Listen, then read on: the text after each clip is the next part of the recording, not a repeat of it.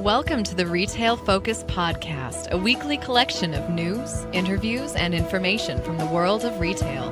Here are your hosts, Trent Kling and Leighton Kling.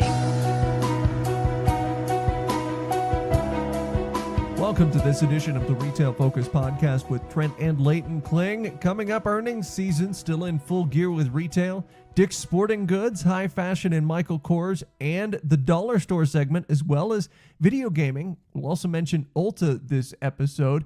Our interview guest is Marlo Cruz-Sands. She is with Cardlytics. She'll explain trends going on in the grocery industry from a data perspective, and they have a wealth of data to select from. Please remember to rate us and subscribe on Apple Podcasts or wherever you find us. It helps us out. We appreciate all the positive feedback. You can also check us out on Twitter and Instagram at Retail Podcast. Leading off our show today is what we concluded our show last week with. In the Looking Ahead segment, I mentioned I was looking ahead to Dick's Sporting Goods quarterly earnings, and the quarterly earnings, while I thought there might be a slight positive surprise, even beat my expectations. They're on our radar for the first time in a long time as they reported first quarter results that boosted the market cap $900 million on Wednesday alone. Now, the stock did decline a little bit after Wednesday trading on Thursday and Friday, but the stock that one day literally added the value of the entire JCPenney Corporation as the stock spiked over 28% at certain points early on after the company's prepared release. Dick's describes themselves as the largest U.S.-based full-line omni-channel sporting goods retailer and certainly the largest in brick and mortar. And the numbers we're about to get to are impressive, but nothing we haven't seen in the recent past. In fact, we've seen market-beating numbers and improved guidance from a number of different retail companies. Where shares didn't react in such a positive way, it might be because some negativity was built into this stock for one reason. Now let's get to the earnings. And again, this is for the first quarter that ended May 5th. The company reported consolidated net income of $60.1 million or 59 cents per diluted share. Non-GAAP earnings per share came in 22% higher than Wall Street had anticipated, with 54 cents on an adjusted basis per share. They did have less outstanding shares available in the company as the company bought back a whopping $108 million in stock versus last year.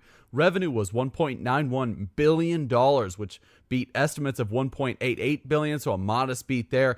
But what a lot of analysts were picking up, and certainly something that we were eyeing, were those pesky e-commerce sales. Everyone's saying that Dick's Sporting Goods has a lot of competition in the online space. Well, those very sales for them increased 24% year over year. This was almost a 5% increase in revenue year over year if you combine both the e-commerce and brick and mortar sales. Not representative of a massive growth story in Dick's Sporting Goods, but not indicative of a retail is dead type story either. With this, e-commerce now makes up 11% of the revenue versus last year's 9% of the total revenue pie. Based on an unshifted calendar due to a 53rd week for fiscal 2017, consolidated same-store sales that they reported came in at a negative 0.9%. Prior year's first quarter same-store sales came in at a positive 2.4%. This took us by surprise. If you do the quick math there, you see the 5% bump in revenue. All of that was attributed to those massive e-commerce sales, that 24% growth there. Seeing a decrease in same-store sales is a bit worrisome for us at least, but they stayed optimistic throughout the company remarks and offered at least some explanation as to why they didn't perform as well as they could have, at least on the comp basis for their brick and mortar stores. If you look at a quote from their chairman and CEO, Edward Stack, he said, "Our strong first quarter earnings reflect improved execution against our merchandising strategy, which resulted in higher merchandise margins." So he was bullish on their margins, and we'll see why here in a little bit as we dig through some of their conference call remarks. It was not just in the margins, though, that were impressive, but how they've been able to have strong selling quarters with a lot of their full price selections. This is something we've been talking about a lot recently with Under Armour, and that there's been a lot of discounting going on to move stale inventory. It is no secret that e-commerce competition with athletic footwear and direct-to-consumer offerings from Nike and Under Armour have really been a main culprit for how the stock has performed worse over the course of the last 52 weeks. The product newness was said to be key for Dick's Sporting Goods this quarter, meaning that customers are taking to the new designs and all of the new products they have available for sale. And Dick's has some pretty aggressive distribution framework in place to make sure all of those new products hit the store shelves in a timely manner. Distribution was the highlight of nearly everything Under Armour had to say when we spoke about their recent quarter, making it known that new products had to be immediately available for this new age of instant gratification from their customer base. Everyone is like that. We all have our smartphones now. We all have instant data on our smartphones to be able to see when new products arrive, and we all want that new shoe. Not us in particular, but those people that follow sporting goods and those Under Armour releases, those important Nike shoe releases. It's extremely important that those companies get on top of things to make sure they don't run out of stock and to make sure they have it in all of their stores, again, in a timely fashion. As a result of the merchandising and the merchandise itself, Dick's was able to actually run less promotional sales, which again helped to boost those gross margins. And they said they saw major expansion in nearly every category in terms of gross margin, according to CEO Edward Stack. Speaking of new merchandise and success in an array of different categories, a lot has to do with their private label brands. And this is what I alluded to earlier, in that their private label brands are going to help those gross margins, in that they can control these items a lot better than they can control something that's more price fixed with a larger brand like Nike or Under Armour. And while we would typically associate private label brands with grocery stores, you think back to the Kroger incident a few months ago, management has innovated in a number of ways with their private label brands. Private label golf clubs, for instance. Tommy Armour just released a new series of golf clubs this quarter and a partnership with BMW. And they also have some private label women's athletic apparel with Kalia, just to name two different offerings that they have right now that they've been bullish on, or at least throughout this particular earnings call. This is going to be big for them going forward, as they think they can hone in on some enticing designs and boost private label revenue to $2 billion annually. So again, something they're huge on in terms of being able to control their merchandise, control their inventory, and really be able to take on all of the current trends that are happening with their customer base. What was not mentioned is something Trent was looking ahead to in last week's podcast: assistance from Reebok and boosting the bottom line. They've mentioned Reebok as a key value proposition in the past. However, Reebok may be taking a backseat to their private label brands. They want to expand the floor presence of all of their private label brands, particularly Kalia, and want to increase front of store seasonal displays as a continued test in some locations. Some other things with the earnings call that Leighton and I were both on, like we talked about in the third and fourth quarter of last year, they're still looking to simplify vendor groups and reduce inventory expense. They felt like last year they had too many SKUs perhaps, and this is something that was mentioned around about October and November. We know now that part of that effort maybe had less to do with moving out some of the slow-moving inventory, but rather moving in their own private label merchandise to take the place of some competing brands, particularly in front of the store, as Leighton just mentioned. Despite maybe intentionally repositioning their assortment to better suit margins and merchandising control, inventory was also down 3.8% year over year, which is something the company wanted to see, and they got it in this particular quarter. They said that they'll continue working with their vendor base to be in a more flexible position overall so they don't get loaded up with a lot of inventory that's not moving, particularly on a market-to-market basis. After all, when you're talking about athletic apparel, when you're talking about sporting goods, different sports are popular in different areas, and they don't want to be stuck with unpopular sporting goods in an area that's out of market for a particular sport. Lastly, their membership program on the call, what they call their scorecard, has over 20 million active users in the program, and users of that program account for more than 70% of their sales. I am one such user of the program. They send emails probably 3 times a day, it seems, but still decent deals with that program, and they're seeing people come back and use that program quite a bit. But more importantly for them, they're using the data, and they're doing that in a number of ways. Most importantly, with digital ads. My goodness, are there so many digital ads on the Dick's Sporting Goods front. Just like with how Amazon can suggest products based off historical correlations, Dick's getting a better idea of what their customer needs are and when those customer needs occur throughout the year. Now, as far as the negatives, and there were some negatives here, Dick's Sporting Goods was like Lowe's and Home Depot and many other retailers, the dollar store retailers for one, which we'll talk about later in this show, in that they blamed a cold spring for lower traffic. In addition, they remarked that some categories got the brunt of the in-store purchase declines. Hunting and electronic accessories seem to be the hardest hit. Electronic accessories includes wearables, something perhaps to note for other companies trying to make a foray into that category. In general, and looking at their opportunities missed, Dick's opportunities missed, that is, in a more logical way, anything related to strictly outdoors-based activities could have been negatively affected by a colder spring, although the glass half full approach would be taking into consideration that those sales will still at some point take place, either at Dick's or elsewhere. And also, cold weather means a lot of cold weather gear, including things like cold weather running gear. Running, the fastest growing sport right now in the U.S. overall in terms of numbers of new participants every single year. And when you have a colder than average winter, people need more of that winter running clothing. What CEO Edward Stack started off the call with had to do with raising guidance, perhaps just enough to elicit the type of reaction they wanted to see and got from investors. Full year earnings per share now slated to be between $2.92 and $3.12 per share, well ahead of its previous outlook for $2.80 per share to $3. And Leighton, shares of ticker DKS, they ended up over 25% on Wednesday by the closing bell, as we alluded to at the beginning.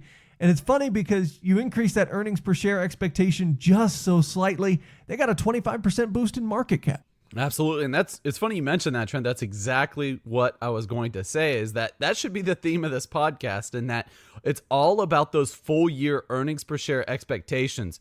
Talking about beating expectations for the most recent quarter doesn't seem to do a lot here lately for investors and the current shareholders as far as moving that price of the stock up or down. You see, the biggest reaction comes from that long-term guidance, and that's something that has really taken us by surprise, because some of these retailers that we've been reporting on a week-to-week basis have been doing very well operationally. They've been executing, firing on all cylinders, yet everyone just cares about that full year guidance. Well, you still have to pay attention to how they've been doing, how management has been going through with executing their strategy in the short term to calibrate whether or not that company is a good buy for the long term. Shares, like you said, Trent, of DKS spiked to about $38.79 right after the call. 52-week lows for the stock around $24, highs of around $41. All-time highs of over $60 in December of 2016. Our final note, while we know that sporting goods have been hit very hard as of late in the retail sector, and this quarter provides some optimism, though, for Dick's. It's important to take a long-term approach with businesses like this, and there are many external factors that dictate sales, including weather, sports participation rates that Trent just mentioned with running, and changing attitudes towards different types of recreational activities. We believe Dick's is generally on a good path, but hesitate to agree with the bullishness seen right now after the earnings call. Perhaps others agree, as shares now sit around $35 a share, around $3 per share lower than they did right after the earnings release. Well, one of our favorite brick and mortar retailers did report this week in Dollar Tree, as they reported disappointing sales results on Thursday, which disappointed us, causing the stock to give back nearly 14% by midday trading. So we're looking at a stock here that did the opposite of what Dick's Sporting Goods did, and then it went down by double digits. Both Dollar Tree and Dollar General reported on Thursday, as the two rivals look to aggressively compete for market share in their respective sector in the United States and Canada. It is not uncommon to see new store development of both Family Dollar and Dollar General within one block of each other, and this is something we actually talk about when we're not recording the podcast, how interesting it is that you have brand new development just maybe across the street from one another. So very interesting, and you have to worry about cannibalization effects. But obviously, both of these companies, like I said, aggressively competing. I'm sure they've been doing their due diligence with new store operations. As a reminder, Dollar Tree purchased Family Dollar 2 years ago in hopes to capture a slightly wider market share and to leverage distribution. A lot of their distribution is really fundamental in keeping those gross margins low, especially for Dollar Tree, as they're hamstrung by that $1 or less price point. As part of the deal, by taking on Family Dollar stores, they did have to divest some of their stores and end up selling some of those off to other interested buyers. Fast forward to this latest earnings report to their fiscal first quarter, and you can see that Family Dollar is bringing down total comps for the retailer, as Family Dollar's same-store sales decreased 1.1%.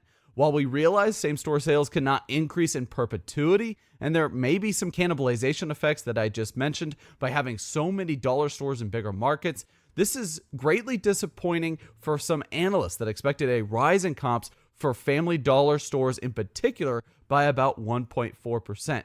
Same-store sales for Dollar Tree increased 4% or 4.1% if you take into account positive currency translation for their Canadian stores. Combining both Dollar Tree and Family Dollar banners, they had positive 1.4 same-store sales for the first quarter. And you see that Dollar Tree's same-store sales mark of 4%, that's actually their fourth straight quarterly comp that came in above 3.5%. Their CEO and CFO said on the call that they were extremely pleased to report that. Net sales for the company reached an all-time quarterly high here, coming in at $5.55 billion, which is 5% greater than last year's marks. Again, strong sales in Canada, where they also experienced that positive currency translation, but they're arguably underserved in Canada, so potentially some expansion there in the future. Their only major competitor there is Dollarama, which we've actually reported on in the past. It is a strictly Canadian company. Taking out one-time items, Dollar Tree earned $1.19 per share. That did miss the estimate mark of $1.23 per share. Still, though, a 21.4% increase year over year. And as a percentage of sales, gross margin, something we always have to talk about in the dollar store segment, ended up decreasing to 30.6% compared to 30.8% in the prior year. And if you're a listener right now thinking about Dollar Tree, Family Dollar, low price point items, and the rising costs of doing business, you think, well, of course that happened. Well, the company's expectation for that 20-point basis decline was driven primarily, as they reported, by shrink, distribution, and occupancy costs, partially offset, however, by lower markdowns and lower merchandise costs, according to management. So they're getting some good deals on the buying side, buying their merchandise at fairly low rates. But again, fuel costs are going up. What does that mean? Distribution costs go up. The other thing they have to focus on is that higher shrink, but that's always going to happen as the prices of goods tend to rise. Also, occupancy costs, something we've talked about all the time. Those lease agreements, they tend to move in the upward direction. All of those lease renewals, when they come due, tend to have a bump in lease rate every 5 years or so. And even though Dollar Tree is hamstrung by their fixed $1 price point, they had some higher merchandise margins this quarter over Family Dollar, something that struck us by surprise. There was a wide 8% discrepancy between Dollar Tree's 34% gross margins and Family Dollar's 26% gross margins. As a result of this and more, operating income ended up being 3 times higher for Dollar Tree stores this particular quarter. Selling, general, and administrative expenses, 22% of sales for the entire company compared to 23.4% of sales in the prior year's first quarter. So that's a good news. They're keeping expenses in check on the SG&A front. Now, last year, they did incur a $50.9 million receivable impairment. Excluding that impairment, SG&A as a percentage of sales were 22.5% in the prior year's quarter, so it did go up, but it went up negligibly. And of course, as we always try to mention, a lot of these impairments, these are just a course of doing business overall. So this is something that we kind of count as a wash. But if you do want to compare, SG&A went up very slightly this year by 20 basis points. Dollar Tree cut its annual profit forecast. This is a big reason for the share decline to between $4.80 and $5.10 per share versus the analyst range of $5.66 to $6.08 per share. This is a pretty hearty cut and therefore resulted in that 14% slash on the share price. But more details from the earnings call we were on this week. Freight costs. They knew they were going to be struggling here when the year began. With fuel prices going up, they're still working to find increased efficiencies, and for now they've settled on battling some of these rising freight costs, but by finding variety items with higher margins, particularly at Dollar Tree. But one of the concerns regarding freight is not only fuel, but I found this interesting. On the call specifically, they mentioned driver issues as well. They mentioned that these driver issues are affecting their backhauls, which then affects the efficiencies they can pull from freight. As a result, freight negatively impacted their overall profit. And margins have always been at the forefront when it comes to the success of their Dollar Tree branch. Now, when it comes to Family Dollar, their margins historically haven't been all that great since they purchased the company. But it stands to reason that freight costs, among other pressures, are finally beginning to eat at industry-leading margins that Dollar Tree has boasted over the last couple of years. Now, when breaking down operating income as a percentage of sales, Dollar Tree sat at an incredible 11.9% in this year's fiscal first quarter. Even though that number is fantastic, it's still down from 12.3% in last year's fiscal first quarter. Just for comparison, Family Dollar increased slightly from 2.7% as a percentage of revenue last year to 3.9% in this most recent quarter. And just for reference, in case you're wondering, Dollar General came in at an operating profit of 8% as a percentage of overall revenue this latest quarter, which is also a slight decrease from 8.45% the previous year. Now, for perspective, anything over 10% really is mind-blowing in the dollar store segment, and it does speak to how well Dollar Tree has been doing on the margin front of late. The fact that they can decline and still come in at 11.9% is rather remarkable, so we should keep that in mind when we're talking about Dollar Tree. This is still an organization that is bringing in massive margins, maybe not at Family Dollar, but certainly at their Dollar Tree stores. Elsewhere, they're blaming some of their sales woes on weather, particularly with Family Dollar. We mentioned Dick's, one of those other retailers doing so. What's interesting, and what I found interesting, at least on the call, is that their CEO, Gary Philbin, said that their urban Family Dollar locations were more drastically affected by the weather than were their rural locations, or at least so it appeared to him. So this is an interesting concept.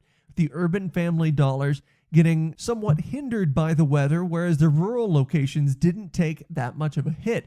Philbin also said they suffered a soft April in part because of Easter being earlier this year versus last. He said that the struggles they knew were coming at the beginning of the year were turned into an opportunity for their merchandising teams and buyers, specifically for the Dollar Tree banner. Success in the Southeast and Southwest regions of the country with product value and assortment, for example.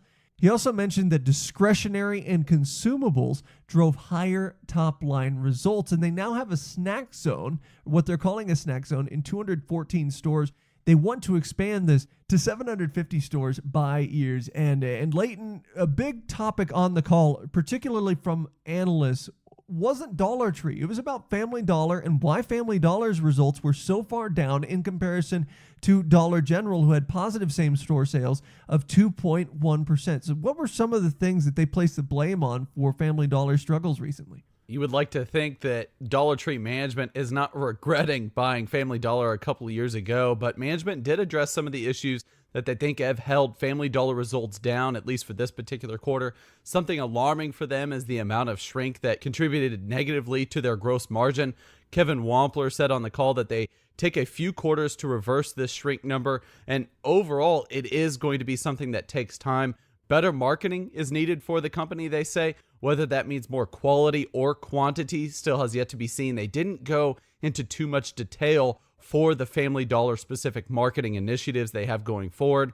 Assortment needs to be addressed, and they're in the midst of a store renovation program. And what's interesting is they said that despite them actively moving store shelves and remodeling a little bit, they're going to try to keep the same inventory levels throughout in hopes to keep sales up while they're in this transitionary period for some of these locations. For this latest quarter, for the Family Dollar banner, apparel and lawn and garden were on the receiving end of the colder than anticipated weather. Food, just like with Dollar Tree, did give them some underlying strength though, so that is one positive. They're going to keep that assortment very high. Consumables tend to be a little bit higher, a little bit better performing in terms of the inventory turn for both Family Dollar and Dollar Tree.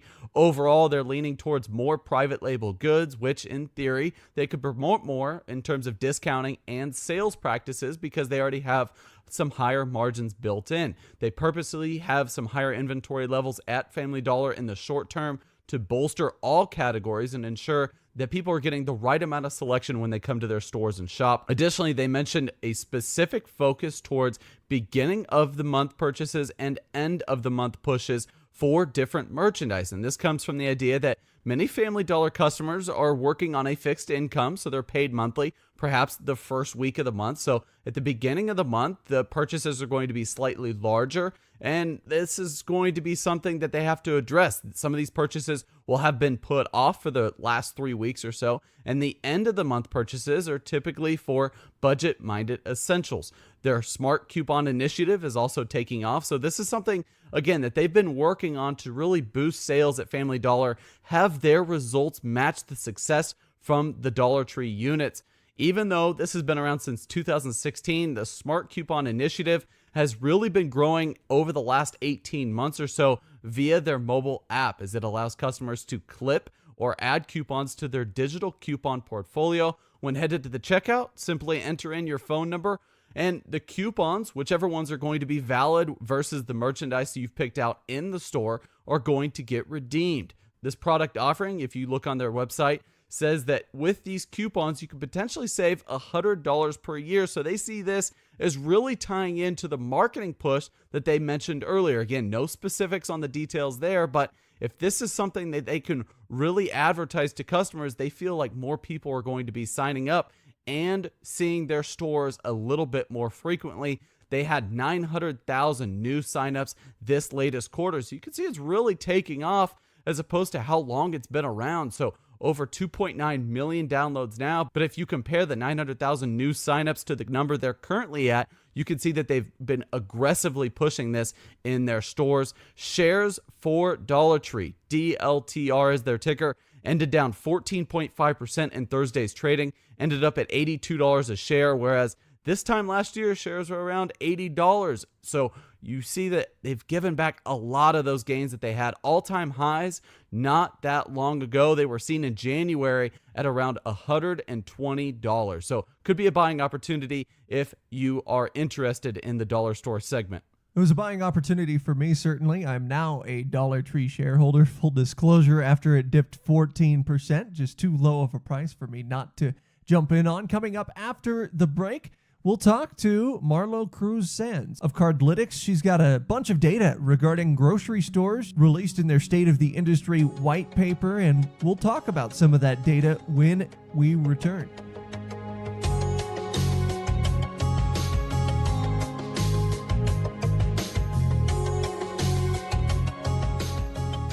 As we near the summer months, we'll begin to talk a little bit more about grocery on the Retail Focus podcast. In the past, we've talked about things like produce dynamics and frozen goods dynamics, but this week we're just taking an overall view of the grocery industry, and this is courtesy Cardlytics. You might remember we had Danny Cushion on from Cardlytics a couple of weeks ago to talk about Mother's Day, but they recently published a State of the Industry white paper regarding the grocery industry. Lots of neat things about their data. It's longitudinal, so it can track customers' habits year over year, but also there's a breadth to it spanning the entire industry, not just one particular retailer. So you're not just looking at one company, but rather the industry overall. And joining us to talk about this data is Marlo Cruz-Sands. She's the VP and head of grocery at Cardlytics. Marlo, thanks so much for joining us on the Retail Focus podcast.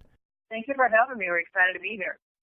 Now, there's lots to break down with this data, and you guys touch on a lot of different things in this white paper. But first, let's begin with this larger scale narrative that's been going on, online versus brick and mortar. Just how much of a dent is online grocery shopping making on brick and mortar shopping? You know what, when we start to look at the numbers, we really find that it's less than 5% of people that are shopping within these alternate channels, either being grocery delivery or meal kits. So it's a small number. Is it growing? Yes, it is growing, but, we've got to keep it all in the sense of, the scale. And so right now we're seeing it's about 5% of people utilizing those alternate channels. Now, there was a Cardlytics piece released, I believe it was about the same time last year, and it was about how meal kits were taking some market share away from particularly high-end grocers. But perhaps the most notable thing as I looked over this year's research, or 2017 research from Cardlytics, has been the slowing growth of these same meal kits. Just how much did meal kit growth slow, and what appeared to be some of the reasons behind this slowing of growth? Yes, most definitely. And so it was one of the things that we saw at the very beginning is meal kits really started to attract really valuable grocery shoppers. And so those shoppers were people who spent 28% more than the average shopper. So that was really something that was disturbing, saying, hey, meal kits are taking these highly valuable customers out of the marketplace for in-store. But what we've recently found is that the churn rate for meal kits is extremely high. And so you're seeing people drop off. We're getting a lot of trial, but then a very small percentage of people are getting to a rate that is a consistent behavior. So the trial isn't affecting the overall market share as much as the initial results we're showing, because what we're seeing is less than 5% of people are trying these alternate channels. And what's happening is for people to really have an impact on in-store, on what they spend in-store, they need to have at least 5 deliveries of these meal kits. But what we're seeing is it takes them to get an 8th or more delivery of meal kits before they start decreasing their in-store spend. So since we're talking about, in this circumstance, meal kit retention, and meal kit retention perhaps not being as high as some other onlookers would have guessed, I want to talk a little bit about brick and mortar retention as well, because that's something else that was spelled out in the data here. You guys tracked the average percentage of shoppers retained in the following year when shoppers came in for the first time during a particular season or during a particular week. What were some of your more interesting findings there in terms of the ability to retain new customers for these brick and mortar stores based on when those customers came into the store? Yes, there are 2 real big things to look at. Is the best time to acquire somebody for a grocer is during back-to-school season and also the beginning of the year, the new year, which makes a lot of sense because these are times of year when consumers are reevaluating their food options, right? They're getting back to routine. They're getting their kids into school. So they're reevaluating what do they want to put in a lunchbox and what do they want to put on the dinner plate. Same thing when we come into New Year's, as people are reevaluating how do they want to nourish their bodies and their families. So those 2 make sense. High acquisition time and really strong retention rates there. The ones that are surprising is that there are also high acquisition rates during holiday season and then during summer season. What's surprising is that those have lower retention rates. And if you think about it, those are times of the year when the holiday is mostly about the meal, right? What do you put on the plate and what you put in front of your guests and your family during barbecue season, right? What do you put on the plate in front of your families during holidays, Thanksgiving and Christmas and all the different holidays that happen through the November-December period? The interesting fact was high acquisition. They're going to go try new things because the meal and the product matters, but a lower retention rate. So something happened there.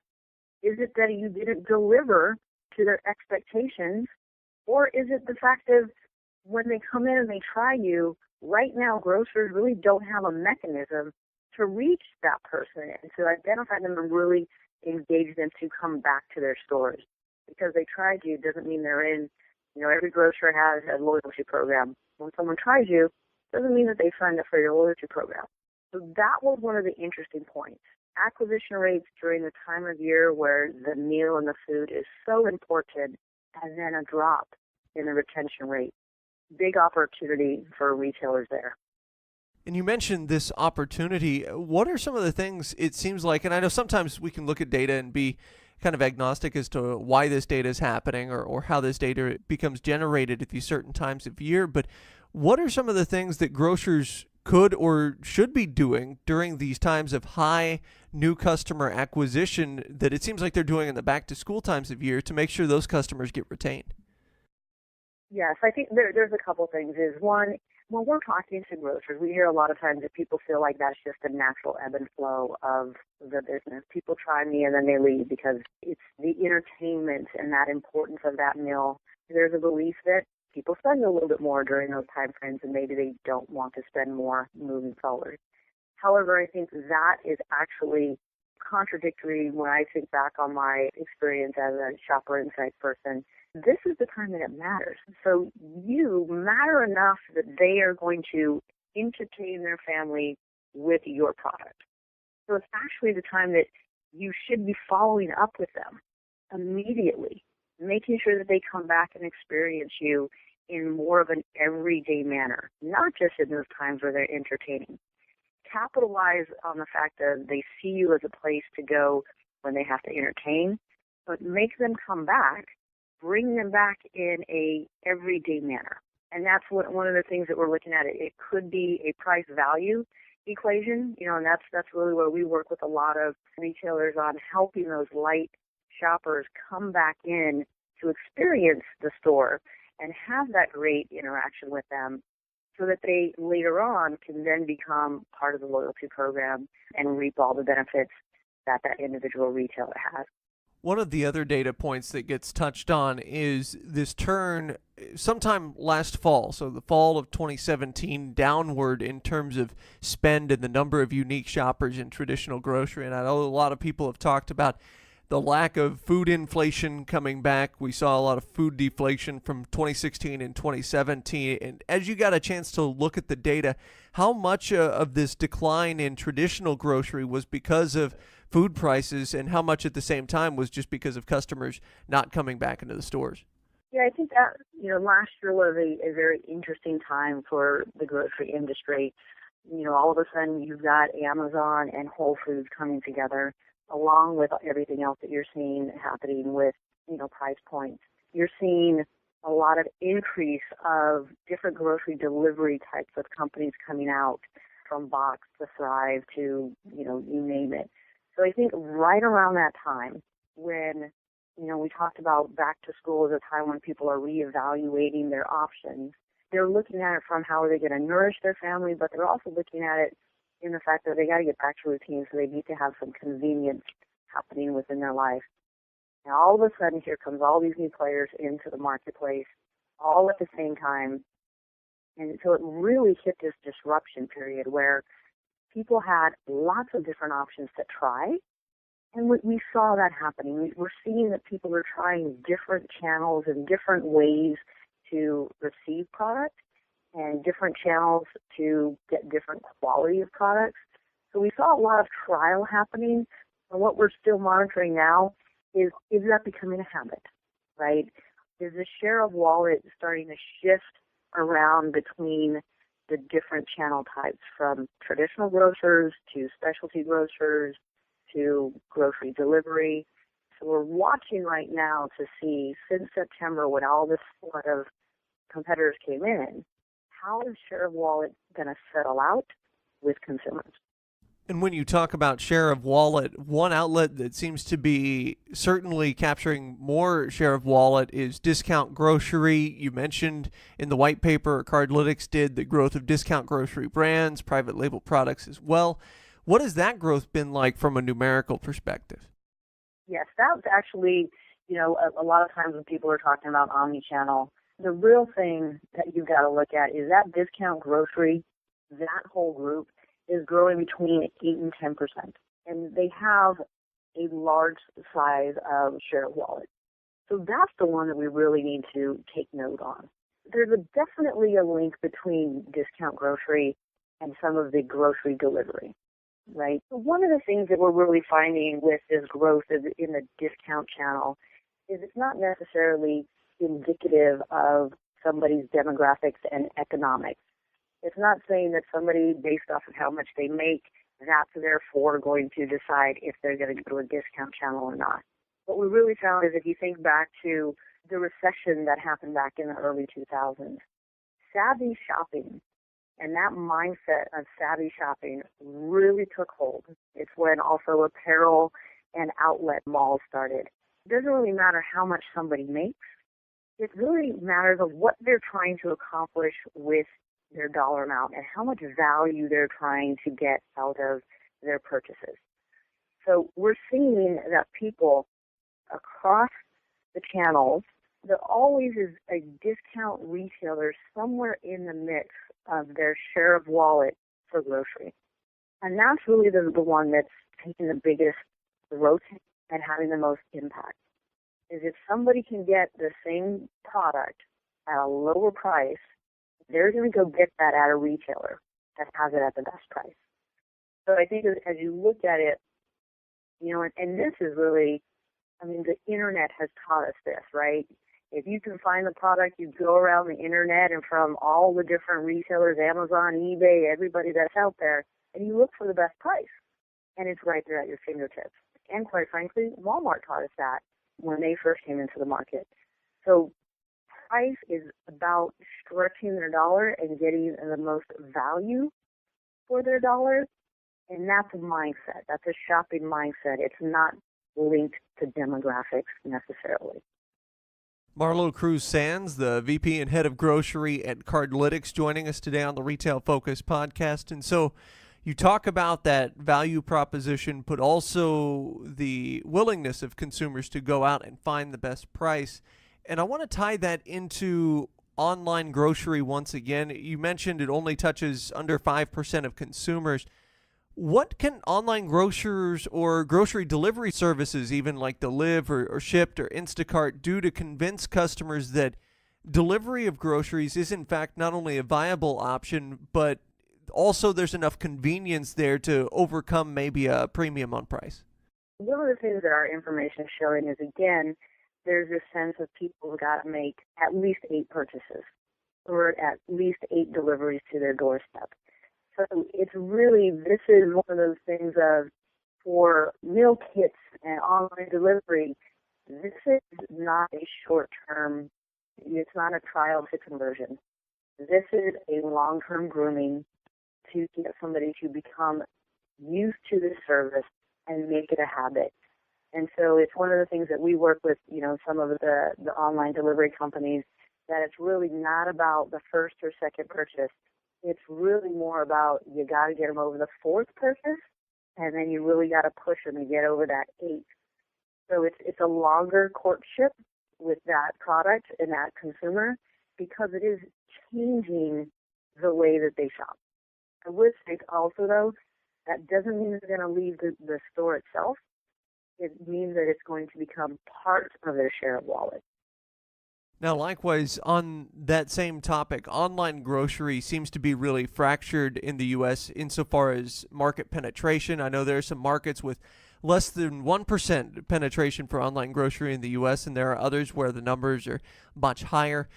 When do you think we can expect even more adoption of this online grocery, like you said, after that 8th delivery across multiple regions, kind of like what we've seen from Amazon and eBay and Walmart in the general merchandise sector? I think that question is going to take a little bit longer because I think there's distribution, the actual infrastructure that has to catch up to really make this thing go broadly. From what we're seeing in a shopping behavior, it is the sense of it's complementary to everything else they use within their shopping network. And as people get more and more comfortable with it, then it does start to take away share from their in-store spend. But it is definitely, in-store is still going to be king. This is food. Food is an important aspect of people's lives. And so there is that desire to select it and to be part of the choice versus having somebody else make those choices for you. However, the convenience of there is some things that people like, I don't need to pick that myself. I can have somebody deliver that to my door. I know what brand I pick, so I just need that to be refilled at my home. So I think it's going to be a combination of, one, I think that the grocers need to just do what they're continuing to do, have an omni-channel option so that the customers who want it, it's available to them. I think it's going to go more broadly as retailers feel more comfortable to get the distribution out there for people.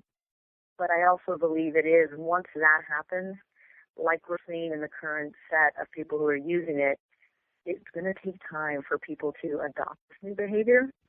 And if the retailers approach this as a quick hit, 1 or 2, times, get them to use the product, we're going to experience just a higher churn, and you're going to see failure in that.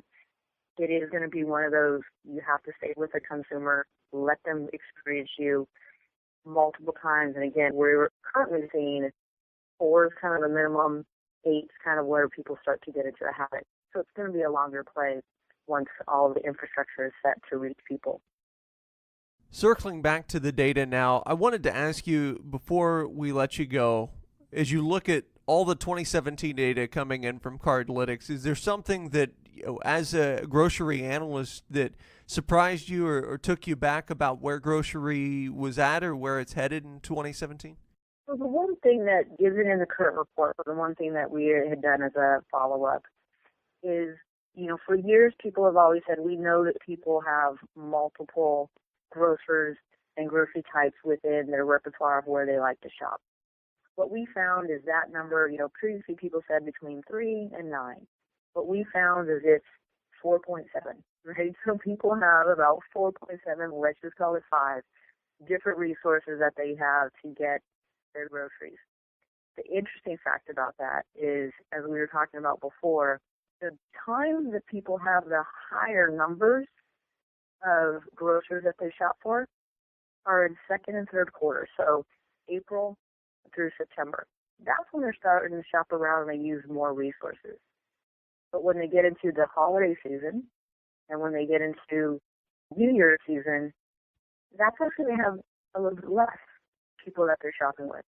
So if I'm a grocer and I'm knowing that in those 2 periods, that's when people shop around less, I want to get really close to my consumers in fourth quarter and in first quarter. It's interesting stuff. And as we wrap it up, I want to ask you this. You've been analyzing grocery in and around the grocery industry for quite some time.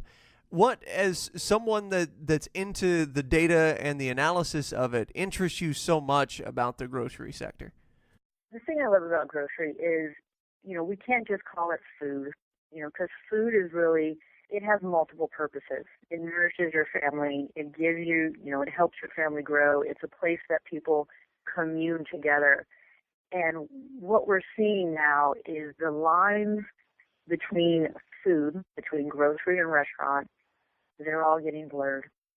And so it is one of those things of the importance of food and groceries continues to grow, and people are shaping the different ways that they want to consume it. And this is really one of those that people are right now, other industries have already said, this is how I want to shop you, this is how I want to consume your product. That is really taking hold right now in grocery. And new things are popping up all the time. And I think that's the exciting part, is new things are popping up all the time, but the consumers are continuing to ask for the same thing. Give me great quality food at a good price that I can access easily. All right, Marlo Cruz-Sands, the VP and head of grocery at Cardlytics. Thanks so much for joining us today on the Retail Focus podcast. Thank you very much.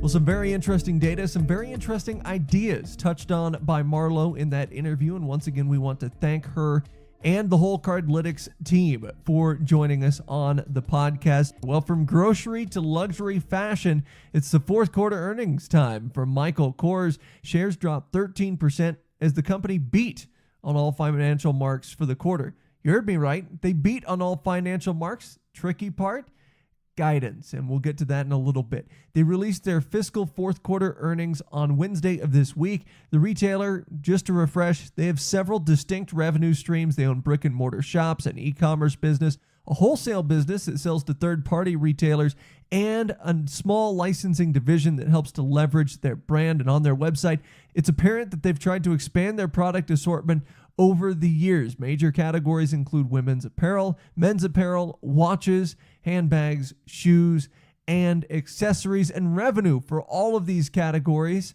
combined to increase 11% to $1.18 billion. Those almighty analysts were expecting only a 7% jump in overall revenue. Retail revenue increased 4.4% year over year to $600.6 million. However, Michael Kors' wholesale division revenue fell 3.2% to $441 million, and their licensing revenue ended up falling 11.1% to $29.7 million. So perhaps they have lost some luster with their brand name, or they're just being a little bit more picky as to who they have a licensing partnership with. Jimmy Choo contributed $107.9 million. Michael Kors Holdings announced last summer that they plan to buy the shoe company, Jimmy Choo, for around $1.2 billion. Some seem like this was a little bit too much for the brand, but others thought that fashion footwear was needed in this company, and particularly what Jimmy Choo has to offer. A lot of women's footwear, designer footwear that has some really good social media marketing push behind it. Earnings per share, back to the earnings report, did decline versus last year's numbers by a lesser margin than what Wall Street was expecting. Earnings per share came in at 63 cents per share. Same-store sales, however, on the other hand, rose 2.7%, but ended up being negative on a constant currency basis due to all of the global retail sales that they bring in. On top of that, Michael Kors' prediction for first quarter revenue and net income is higher than Wall Street consensus, yet shares, like we said, did fall around 13% in trading after the release. Neil Saunders, someone we always quote on this podcast, a retail guru and managing director of Global Data Retail, said that while the headline growth number from Michael Kors is strong, it comes with three caveats. First, he said it's flattened by the addition of the Jimmy Choo sales, which, if they are stripped out, that new acquisition, if it's stripped out entirely, the growth plummets to 0.6%. Saunders went on to blame the high pricing on shirts and specialty pants, which can be the case depending on what selections you look at. Some pants are going to be over $200 to $300, while others are in a $50 price point. Furthermore, it was noted that the level of fashion and design do not coincide with some of those higher price points and within some of those selections.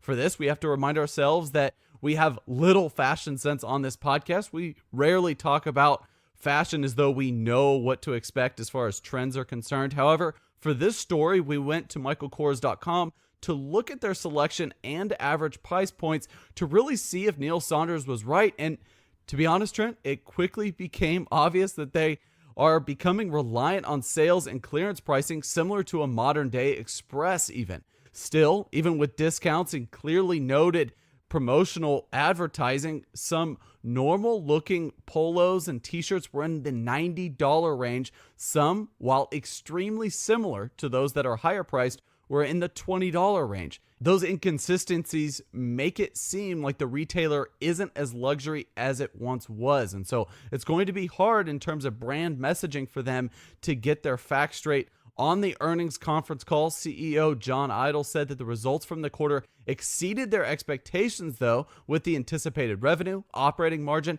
and earnings per share results. He went on to say that this financial showing most recently reflects the progress they've made and continue to make on their Runway 2020 initiatives, which they are focused on the product innovation aspect of the company, brand engagement, and customer experience.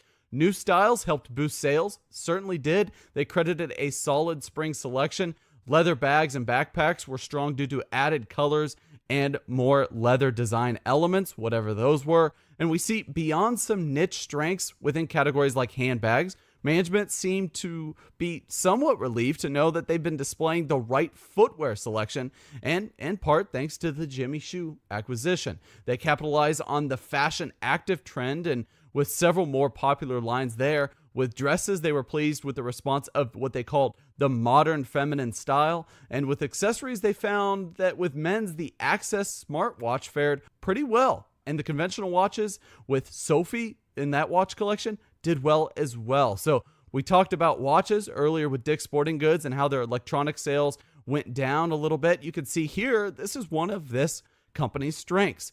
They are amongst a very diverse group of retail competitors in which the watch space has grown increasingly competitive, as we've seen a lot of hits and misses from companies like Fossil here recently, which are expanding their smartwatch selections, but also seeing some struggles with the conventional consolidation. Lastly, Michael Kors wants to focus on brand engagement, like I said, which is what we hear from nearly every single retailer and every single segment. And with luxury brands, they are no stranger to increasing their brand equity. For Kors, this means more aggressively onboarding customers to their loyalty program, which is called Kors VIP. As a member, you can earn points by submitting reviews, which is fairly interesting, something we don't hear a lot, and also creating a wish list and buying products outright. With different levels of accrued points, members can obviously redeem those points. They get birthday rewards, annual gifts, and what we found most interesting, free wrapping paper. So I don't necessarily know, again, if that's a luxury thing to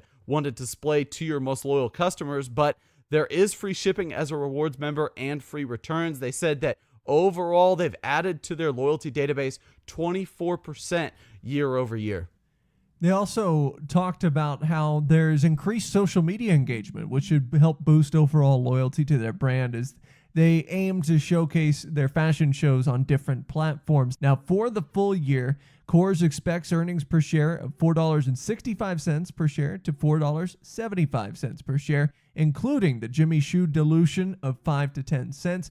This was the one miss that was the main reason the stock fell. Analysts were expecting a higher full-year earnings per share. Shares of ticker Coors were down 11% on Wednesday, traded down another 4% on Thursday, currently sitting right around $57 per share, still well up from year-ago levels of $33 per share, and it's now representative of a $9.8 billion market cap. Well, a couple of quick earnings calls to look at as we close out the show. First, GameStop, they did not put a stop to their critics as their same-store sales slid once again, and they announced another interim CEO. GameStop as a stock and as a business has largely seen a downward trajectory over the last 4 years, aside from a short bump courtesy the Pokemon Go phenomenon that saw them install Poke Shops in their retail stores. Thursday saw their first quarter sales drop in several main areas. Video game hardware and software were mainly to blame.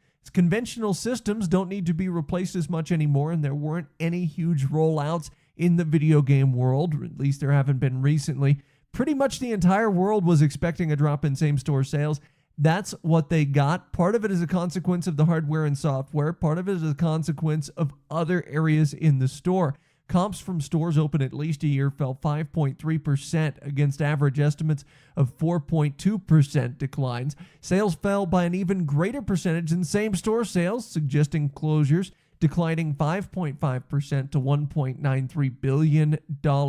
Net income came in positive, but this was cut in half versus last year's figures. The company brought in $28.2 million and earnings per share of 28 cents. So again, still profitable on the net income front, but not a whole lot positive going on here at GameStop. Shane Kim, who is a current board member, will be taking over as an interim CEO. We mentioned after the passing of J. Paul Raines in March, the company's successor resigned just last month. That was something we touched on the podcast.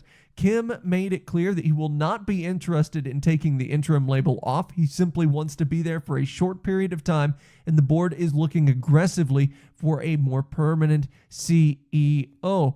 So let's talk about the breakdown here, Leighton, in terms of GameStop sales. They have more than just video game establishments. They also have technology stores with Cricket, Spring Mobile, and also Simply Mac, an Apple reseller. You see a lot of success with GameStop's AT&T partnership, and something they noted on the call has been very beneficial for the company in terms of traffic and in terms of top-line revenue. Still, though, if you look at their total store portfolio, you can see that 80% of their stores are still the conventional video game stores. So while a lot of the technology stores are seeing success, and not just with GameStop, a lot of other companies are investing heavily around the United States. Still, though, their bread and butter is in the conventional game stores. Digital games, if you segment out the revenue made up in the GameStop locations, makes up only 5% of revenue. And this is worrisome for us. We mentioned the 5% of revenue because this should actually be much higher, because this is exactly where they see their highest margins. If you portion out all of their revenue segments in GameStop, there's about 7 different streams. This stream has the highest margin, yet one of the lowest pieces of revenue for the company. And analysts and people around the industry understand that digital is where the future is. Digital downloads take GameStop out of the purchase equation more often than not. Amazon and others have entered into this particular downloading sphere, and that's put pressure on GameStop to branch out into other things with lesser margins, such as collectibles. We mentioned that 2 quarters ago, how they've really looked to plush animals and other collectibles within the toy industry to advertise and get customers to their stores. While we liked the idea of expanding their collectible assortment at the time last year, this is not a sustainable business. Last year, collectibles made up only 6.5% of revenue, still slightly higher than those digital games, but it should actually be the other way around. And while sales are growing, collectible plush toys was never a focal point of their larger vision. It's more of a niche category, something that somebody can talk about as they enter into a store, but shouldn't be the reason they enter the store in the first place. For the immediate future, they still see a competitive advantage in their rewards membership and pre-owned trade capabilities. Pre-owned games, as you would expect, carry some of the better margins for the company. Not as good as those digital downloads, but still fairly robust margins. Obviously, people coming in to trade games are going to, maybe you could put it, get taken advantage of in terms of how much the game they're bringing the retailer is worth, and then how much GameStop is then able to sell that used game. For those interested in becoming a part owner in the GameStop business, their stock, buyer beware. The dividend is around 11.8%, which could be enticing, but this quarter, as Trent mentioned, saw profits get cut by about 51%. So if you look at those normalized earnings, this will make up around 1/3 in terms of the dividend payout that they will have to give to their shareholders. So 1/3 or more of their profits are going to have to pay that very robust dividend. Management did say they're going to be shareholder friendly in the future, which is how they're going to deploy capital going forward. So they are not looking at decreasing that dividend. So you have to worry about the reinvestment for this company. If they are to see a legitimate turnaround, you can't reinvest as much as you need with paying out such large dividends. Shares opened on Friday at around $12.80 a share. They were at 22 during the first week of June just last year. And on to our final retail focus story. Ulta Beauty saw a 31% jump in earnings per share, but that did little to help the stock price in after-hours trading on Thursday. The $2.70 per share in profit beat the $2.48 that was expected. Also rising double digits were sales for the first quarter, as those climbed a whopping 17.4% to $1.543 billion. Same-store sales rose 8.1%.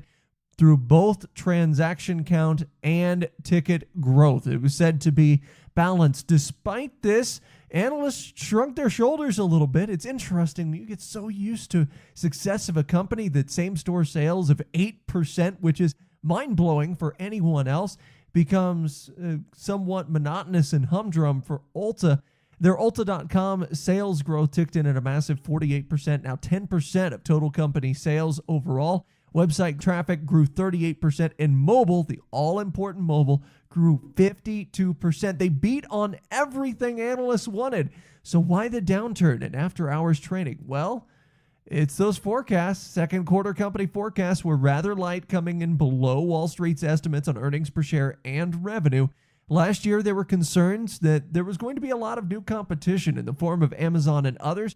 We see now, though, that Ulta's held their ground to this point, thanks to a massively beneficial rewards program and excellent merchandising, as well as clean, well-lit physical stores. And still, a lot of online retailers have found no way to kind of duplicate that store feel for cosmetics to this point. At the end of the quarter, they had 28.6 million active members in their rewards program, up 17% year over year. They also touted higher gift card sales as they cited sales in third-party retailers for their gift cards. 15,000 more locations carried their businesses' gift cards. In fact, they partnered with Cosmopolitan for an integrated video series this last quarter, and they ran ads in a number of publications, as well as Pandora and Spotify for their 21 Days of Beauty campaign. All of this is to say, marketing-wise, they're going away from conventional ads, other than some ads in magazines, and they're targeting a lot of streaming television. They're seeing higher aided awareness in terms of the brand, is what they're saying. And all categories are strong, but Mary Dillon on the call, she made an attempt to point out that sun care and bath, which were smaller niche areas for the retailer, also did well. You do get the sense that leadership ultimately knows their brands and what is trending on the market. And this is really good because you always want management to be intimately aware of what's going on within their company, what's selling, what's not. Is there an underlying trend that's driving traffic? Dillon did an excellent job listing pretty much every single thing that had seen success in the quarter and what was going on in terms of promoting in-store on the higher end as well, as far as the best-selling boutique brands going forward.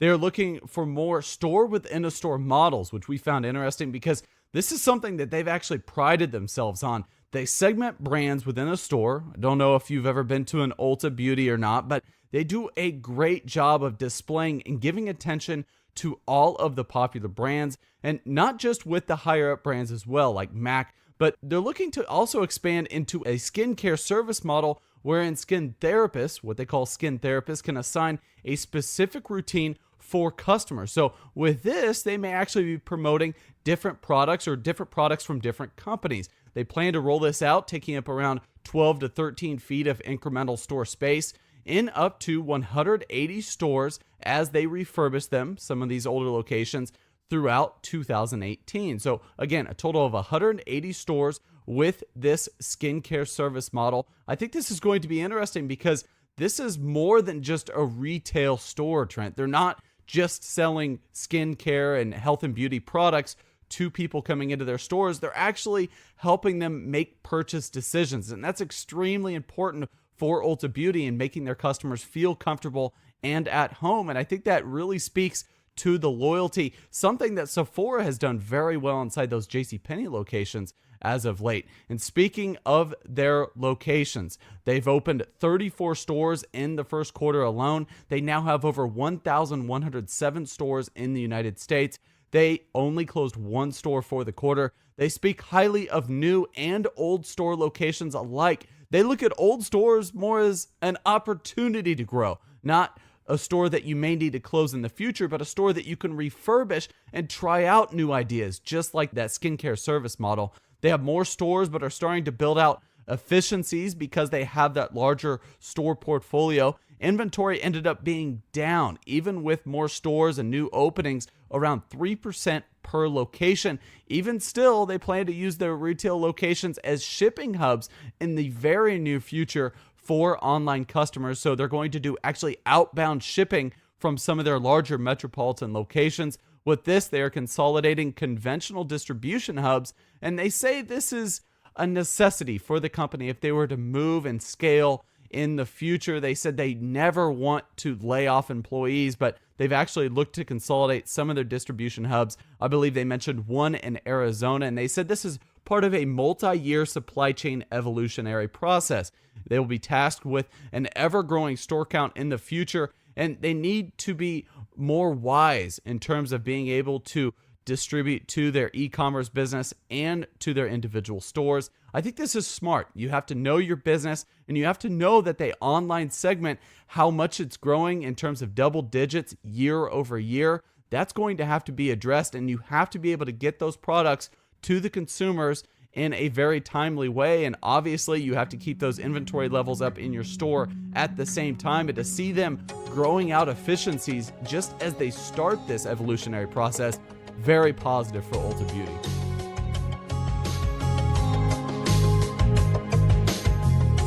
As always, we may have a position in or against companies we discuss on the podcast.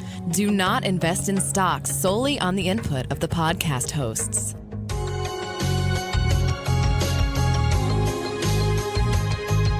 We've reached the final segment of the Retail Focus podcast, a segment we call Looking Ahead, where each Leighton and I talk about one story we're keeping an eye on for the next week, month, or potentially even year. And we begin with Leighton. So, which is customary for us to do, we typically have to talk about what new Sears or Kmart locations are closing. It was announced this week that potentially 63 more locations for Sears and Kmart are going to be closing in the very near future, again, in the United States. And their stock actually this week plunged around 19%. So you look at the stock price, Trent, some could look at it as a bargain, but others potentially a dumpster fire as Sears keeps hemorrhaging cash and they look to consolidate their store portfolio. And it's sad, Trent, because they aren't just stores in one particular region that maybe you could blame bad weather on or something like that, but they are diversified in terms of where they're closing stores. Arizona, California, Florida, so they're spanning the East Coast to the West Coast.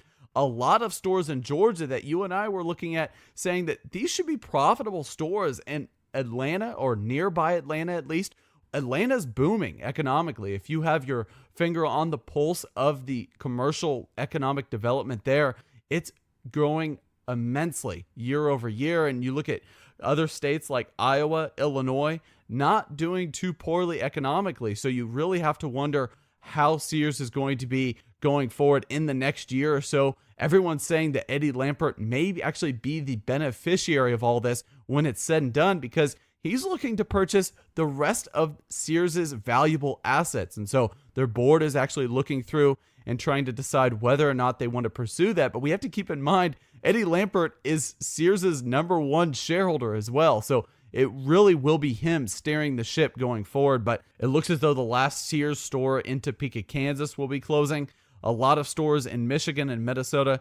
Anyway, I digress. This will be an interesting story going forward, but anytime you have a Sears, or for us at least, a Kmart closing its doors, it is a sad reminder of all of the mishandlings and mismanagement for that corporation. In my looking ahead story, I'm going to touch on Costco, a business that we didn't get around to talking about in a busy earnings show. Costco had great earnings, same-store sales up over 7% when you discount the impacts of gasoline. But what I'm looking ahead towards is the maturity of Costco. It was mentioned by Richard Galante, the chief financial officer of Costco, during the conference call that they feel like they can maybe handle a handful of stores over each of the next few years. They're looking at 21 this year, but going forward, they said they don't see expansion more than maybe 15 stores per year over the next several years. They want to buckle down and really focus on the efficiency of these stores, which is funny because the stores, at least from an outsider's perspective, appear to be efficient enough. So does this cause concern potentially for that Costco shareholder? Costco, again, enormously high price to earnings ratio that's been towing 30 over the past year. And you have to wonder if some of that optimism might be misplaced. After all, there's only so much they can grow in terms of same-store sales. After a while, you have to start adding a few more new locations. Just 15, while we appreciate the responsible expansion, really kind of speaks to maybe less optimism regarding the future of the concept and the overall maturity of the company than the current market price to earnings ratio would bear out. Well, that'll do it for us here on the Retail Focus podcast. Once again, a big thanks to Marlo Cruz-Sands for joining us on the podcast to talk about grocery data from Cardlytics. We'll be back 7 days from now.